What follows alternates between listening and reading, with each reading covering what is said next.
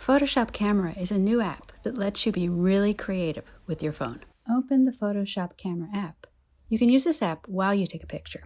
You swipe the options at the bottom, and then you also swipe on the main screen to change within each type of option. When you find a look you like, you can tap the big white button to take the picture.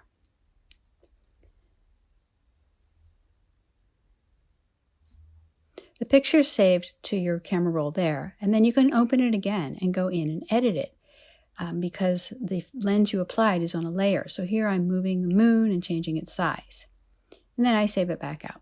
I can also open photographs that are already on my camera roll and apply lenses to them. So with this bridge, I'm going to swipe across and I'll pick something in Reverie.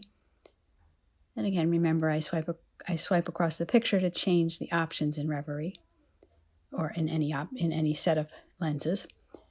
And when I get to one I like, I can push down the little options down there and then tap the share button